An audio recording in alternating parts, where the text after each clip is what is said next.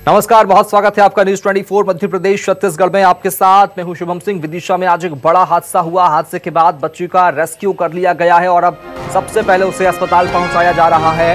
रास्ते में इस वक्त बच्ची है, मासूम की जान बचाना है। बोरवेल में बच्ची गिर गई थी, जिसका रेस्क्यू कई घंटों की कड़ी मशक्कत के बाद किया गया। करीब 25 फीट गहरी खाई में बच्ची गिर गई थी, जिसका रेस्क्यू कर लिया गया। तस्वीरें आप देख पा रहे हैं, लाइव तस्वीरें। और अब ये तस्वीर आप देखिए, अस्पताल इस बच्ची को पहुंचाया जा रहा है। लगातार सहयोगी शब्बीर अहमद हमारे साथ बने हुए, तस्वीर आप देख पा रहे हैं। और शब्बीर, कितना इंतजार अभी और करना पड़ेगा अस्पताल पहुंचने के लिए? अस्पताल कितनी दूर?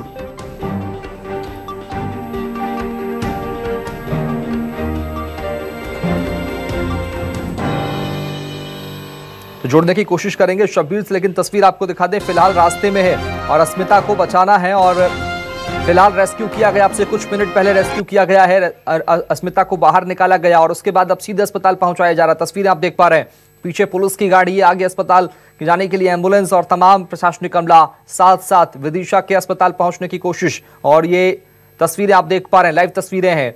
आगे एम्बुलेंस, उसके पीछे पूरा प्रशासन का काफिला। 25 फीट गहरी खाई में ये बोरवेल में गिर गई थी, गहरे गड्ढे में गिर गई थी, जिसके बाद इसका रेस्क्यू किया गया। कई घंटों की मुशक्कत के बाद इस बच्ची को बाहर निकाल लिया गया है। हालांकि फिलहाल अस्पताल पहुंचाया जा रहा है। तस्वीर आप देख पा रहे हैं, अस्पताल ले जाया जा रहा है। ये दो तस्वीर आप देख पा रहे हैं, एक तस्वीर जब बच्ची को बाहर निकाला गया, ये देखिए, इस बच्ची का रेस्क्यू हुआ और उसके बाद अब अस्पताल ले जाया जा रहा है। और सहयोगी शब्बीर हमारे साथ जुड़ चुके हैं। शब्बीर, कितना इंतजार अभी और करना पड़ेगा? अस्पताल कितनी दूर? किलोमीटर की दूरी पर अब अस्पताल है, और अस्मिता को वहां पर इलाज दिया जाएगा। इस वक्त की बात की जाए तो इस वक्त हम उसी रास्ते पर मौजूद है जहां से जिस रास्ता को यहीं से ही अब अस्मिता को ले जाया जा रहा है। और अब कुछ देर के बाद यहाँ पर जो है इलाज दिया जाएगा।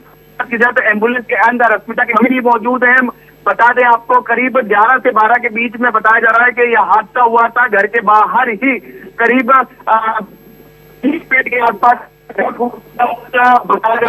खुदा हुआ था। बताया जा रहा है कि मैन्युअली ही घर वाले जो हैं वो बोरवेल की खुदाई कर रहे थे, क्योंकि यहाँ की बात की जाए तो यहाँ के स्थानीय लोगों का ये कहना है कि 30 से 35 फीट के अंदर ही पानी आ जाता है, तो इसलिए मैन्युअली कई लोग खुदाई करते हैं जो गरीब समुदाय से होते हैं। तो ये भी वैसा ही चीजें थी। नानी के घर अस्मिता आई हुई थी और उसी दरमियान ये हादसा हुआ है और तमाम प्रयास किए जा रहे थे। करीब 6 घंटे तक एसडीआरएफ और एनडीआरएफ की टीम जुटी रही अस्मिता को बचाने के लिए। और ये कह सकते हैं कि अभी की बात की जाए तो अभी सामुदायिक स्वास्थ्य केंद्र ले जाया जा रहा है, जहां पर उसको मासूम बच्ची को इलाज दिया जाएगा। लेकिन बस कुछ देर का और इंतजार करना होगा कि अस्मिता के बारे में पूरा पता चल पाएगा कि उसकी स्वास्थ्य की स्थिति क्या कुछ है। लेकिन सबसे बड़ा सवाल यही है कि आखिर इस तरीके की घटनाएं मध्य प्रदेश में क्यों रुक रही? पिछले 2-3 महीने की बात की जाए तो विदिशा में ही ये दूसरी घटना है। विदिशा से सटा हुआ इलाका है सीओर। ये तस्वीरें आप देख सकते हैं, ये वही एम्बुलेंस है जिसके अंदर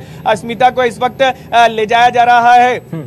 और शुभम, कुछ देर का इंतजार करना होगा। तमाम प्रयास किए जा रहे थे वहां पर एसडीआरएफ एनडीआरएफ की तरफ। करीब 15 से 16 फीट का एक पैरेलल गड्ढा खोदा गया था और उसके बाद 3 फीट की सुरंग बनाई गई थी। सुरंग बनाने में थोड़ी सी दिक्कतों का सामना करना पड़ रहा था, क्योंकि नीचे की तरफ बताया जा रहा है पत्थर थे और उसके कारण ड्रिल से खुदाई की गई, उसी के कारण इतनी देरी हुई। लेकिन सबसे बड़ा सवाल यही है, अब धीरे धीरे अब देख सकते हैं कि अब कुछ दूरी पर ही रास्ता बचा है जहां पर अब यहाँ पर इलाज दिया जाएगा अस्मिता को। अब आगे की तरफ आप देख सकते हैं, ये गाड़ी पे देख सकते हैं, आगे की तरफ कलेक्टर की गाड़ी चल रही है, फिर उसके बाद यहाँ के जो एसपी है उनकी चल रही है, एसडीओपी की चल रही है और उसके बाद हमारी गाड़ी यहाँ पर चलती हुई नजर आ रही है। बस अस्मिता के कुछ दूरी पर ही हम हैं और कोशिश यही है कि जल्द से जल्द प्रशासन की कोशिश यही कि जल्द से जल्द मासूम बच्ची को इलाज दिया जाए। और बता दें आपको कि पूरा रास्ता यहाँ पर खाली करवा दिया गया था पुलिस प्रशासन की तरफ से। जिस जगह पर यह हादसा हुआ था कजली खेड़ा, वो इलाका है जहाँ पर यह मासूम बच्ची बोरवेल में गिरी थी। तो वहां से लेकर पूरे सिरोंज अस्पताल तक पहले ही जगह जगह पर पुलिस बल को तैनात कर दिया था कि किसी भी तरीके के अड़चन रास्ते में ना आए, कोई ट्रैफिक अव्यवस्था ना फैले। और इन्हीं बातों को ध्यान में रखते हुए पूरा रोड को ये कह सकते हैं कॉरिडोर बना दिया गया था।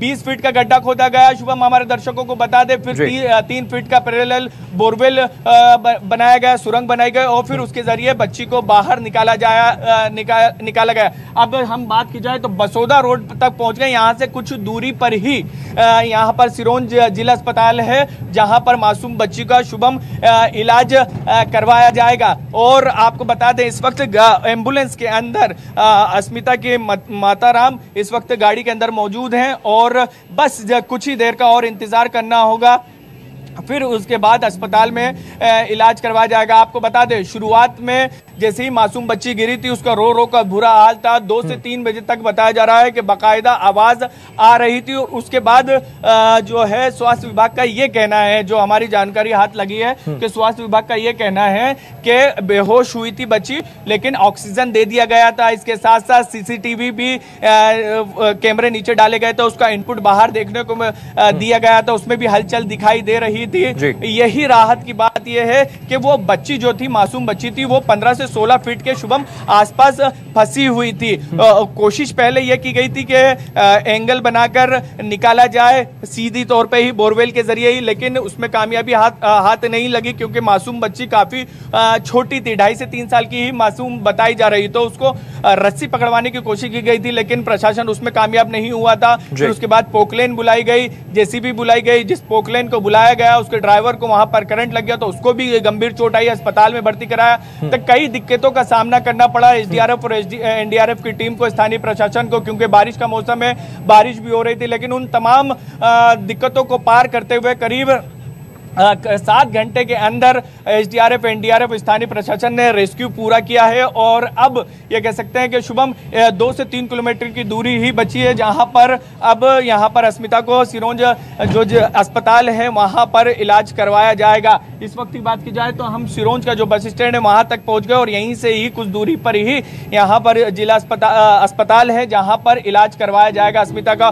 तो शुभम कोशिशें तमाम की गई, कितनी कामयाबी मिली है वो दुआओं का दौर चल रहा है, ये थोड़ी देर बाद पता चलेगा। स्वास्थ्य विभाग की टीम को वहां पर पहले ही मौजूद थी, 2 एम्बुलेंस को तैनात कर दिया गया था। जिस वक्त मासूम बच्ची को बाहर निकाला जा रहा था पूरी एक टीम बना दी गई थी डॉक्टरों की और वो टीम मौके पर पहुंची जहां पर मासूम बच्ची को निकाला गया और फिर डॉक्टरों की टीम लेकर इस वक्त यहां पर एम्बुलेंस के जरिए आप देख सकते हैं कि सीधे रवाना हुई है, सिरोंज अस्पताल ले जाया जा रहा है। यहाँ पर आप सीधे तौर पर यह देख सकते हैं कि एम्बुलेंस है, एम्बुलेंस के जस्ट पीछे कलेक्टर की गाड़ी, फिर एसपी की गाड़ी और उसके बाद न्यूज 24 मध्य प्रदेश छत्तीसगढ़ की गाड़ी। एक एक तस्वीर दिखाने की यहाँ पर कोशिश कर रहे हैं। सुबह से ही जिस वक्त मासूम बच्ची गिरी थी सबसे पहली तस्वीर ही न्यूज 24 मध्य प्रदेश छत्तीसगढ़ ने हमारे दर्शकों को दिखाई थी कि एक बार फिर लापरवाही देखने को मिली है और 6 से 7 घंटे हो गए हैं तमाम प्रयास करते हुए। अब ये कह सकते हैं कि जो प्रयास किए जा रहे थे उसमें सफलता मिल चुकी है, मासूम बच्ची को बाहर निकाल लिया गया है और कोशिश यही है कि जल्द से जल्द शुभम यहाँ पर इलाज दिया जाए, लेकिन थोड़ा सा इंतजार और करना होगा। इस वक्त आपको बता दें अस्मिता जो है वो अपनी मम्मी के साथ नानी के घर आई हुई थी और उसी वक्त यहाँ पर घर के बाहर ही बोरवेल खोदा गया था। ये मैन्युअली बोरवेल एक हाथ से खोदा जाता है, ये कहा जाता है कि एक हाथ से मशीन लगाई जाती है और उसके जरिए ही ये बोरवेल खोदा जाता है। और यहाँ की बात की जाए विदिशा जिले की तो यहाँ पर पानी 30 से 35 फीट में ही, कई जगहों पर 40 फीट में ही पानी आ जाता है। तो इसके कारण यहाँ के जो लोग हैं वो बोरवेल मशीन को ना इस्तेमाल करते हुए वो यहाँ पर मैन्युअली ही यहाँ पर बोरवेल बना देते और वही बोरवेल यहाँ पर बनाया गया था और उसी के जरिए यहाँ पर बोरवेल खोदने के प्रयास किए और उसी बोरवेल में मासूम बच्ची करीब 11 से 11:30 के बीच में शुभम बताया जा रहा है कि मासूम बच्ची जो है खेल रही थी और खुले में बोरवेल था और उसमें जाके वो गिर गई और जैसे ही वहां पर उसके परिजनों को जानकारी लगी, रोने की आवाज सामने आई तो फिर उसके बाद यहाँ पर स्थानीय प्रशासन को जानकारी दी गई, पुलिस वहां पर